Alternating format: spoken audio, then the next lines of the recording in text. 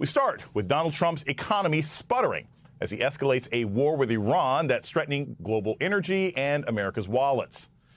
Today, the February jobs report.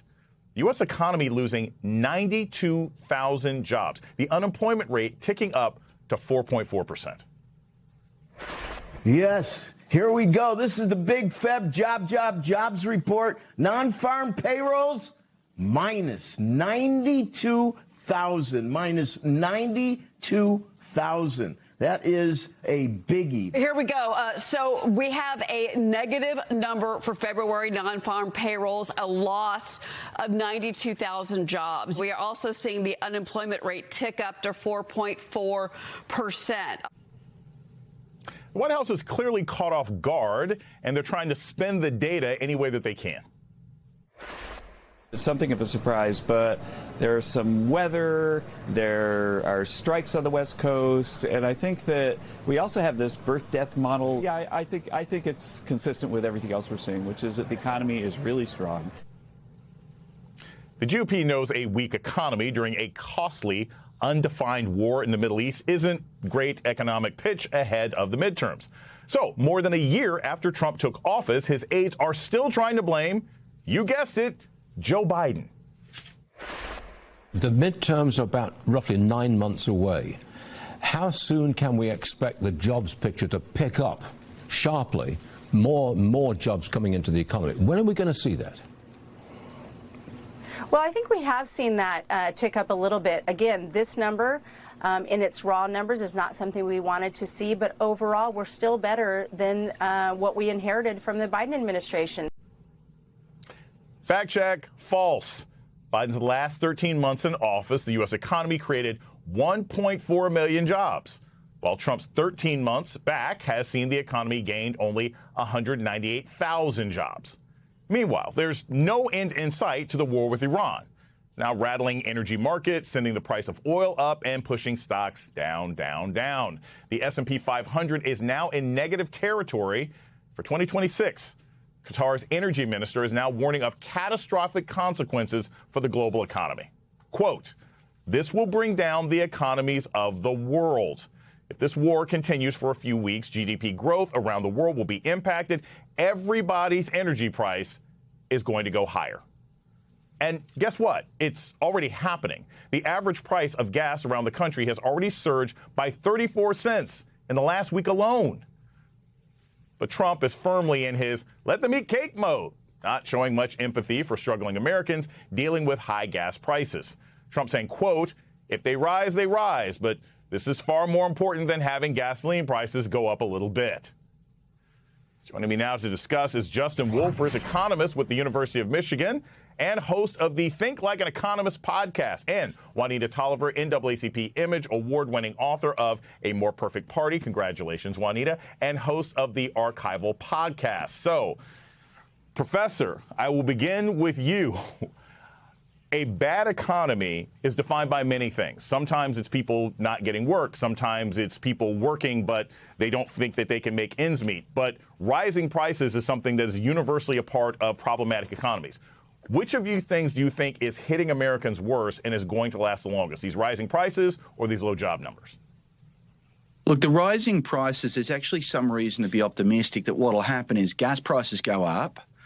They're going to stay up, but at least then they don't continue to rise. It's when prices continue to rise that we call it inflation. Look, when I say people are going to hate that less, that's like having two terrible flavors, you know, like shoe leather ice cream versus I don't know what kind of ice cream you'd hate the most there, Jason. Licorice. Licorice is That'd terrible. Be bad. Yes. But we're in the middle of, look, today's job numbers, I really can't overstate this, have really fundamentally changed how I feel, and I think many Americans feel about the economy. We are now at the point, you showed smiling, happy Kevin there before telling us about these numbers. We have lost jobs since Liberation Day.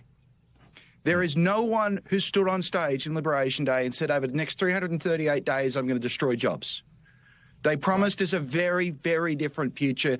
That future hasn't arrived.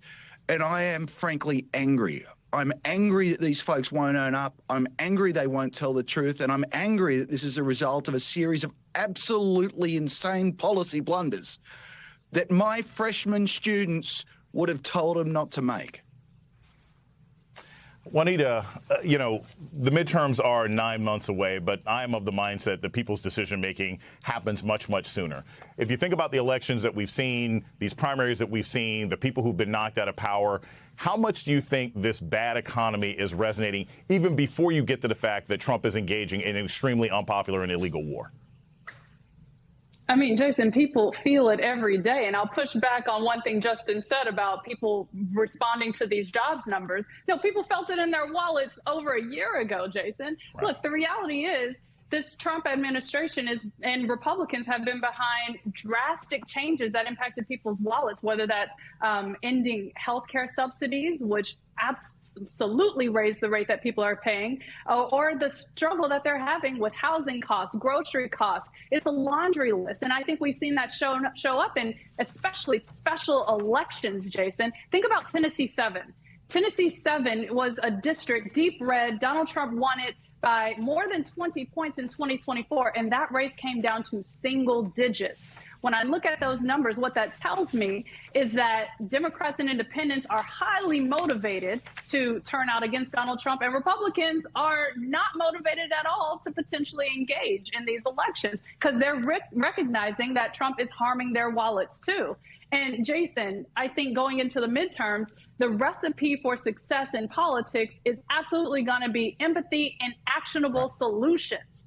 I say actionable solutions because you absolutely need to tell people how you're going to make their lives better. What are you going to do for them and deliver for them? But empathy comes in where Donald Trump is going full Rocky IV, saying if the gas prices go up, they go up. Like what? Like that energy is not going to help anybody. It's just going to piss more voters off. It's funny. I try to think of all the different ways in which regular people understand the economy. And one of those things is gas prices, but the other thing has to do with housing or job competition. Justin, there's a piece out now talking about how there's members of the administration who are saying, some of this is AI and AI is taking jobs and that's why we're having these sorts of job issues. Do you think that is something that Republicans are going to be able to pull off? Are they going to be able to convince people, hey, it's not our mismanagement of the economy. It's not our crazy tariffs. There's some robot program that's taking your job. See, be mad at that, not us. Well, by the way, AI is actually something that the government can help regulate. Nothing is a foregone conclusion. We actually get to shape how these technologies change our lives. Look, I can't tell you about political rhetoric, but I can tell you about the truth. The truth is that AI is not yet having a market impact on the economy. A second truth is it will. Absolutely, we should be preparing, we should be debating the issues at length. But if you look at data on how many companies have been fundamentally transformed by the emergence of AI, my university has not, MS Now has not, and the folks at home know that their lives have not yet been fundamentally changed. What's happened is we're in a no hire, no fire economy.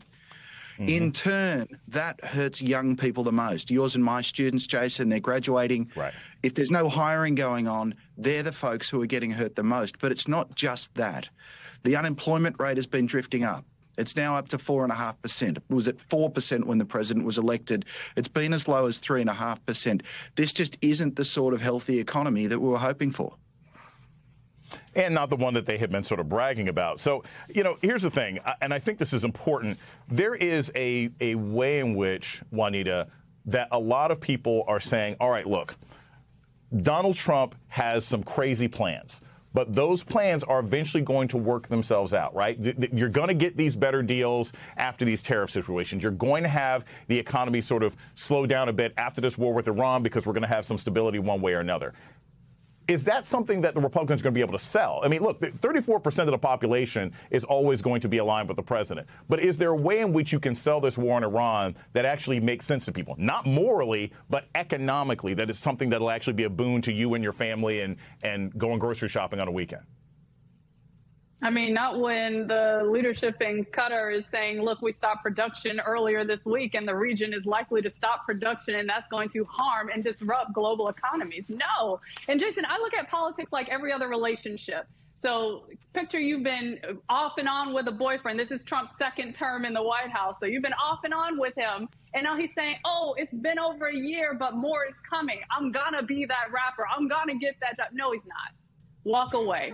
And I think that's the reality check that a lot of Americans are going to confront, that we've already seen playing out. Look, Texas, Democrats turned out at a historic rate, right? Because they know how much is on the line. We know that Republicans have doubled down on voter suppression because they know how when people are pissed off, they're going to turn out at the polls. And I think that's something that American voters are going to contend with going into November. But any candidate who's running on this ballot, you need two things: empathy and actionable solutions to undo the mess that Donald Trump is exacerbating with every shock that he injects into this economy.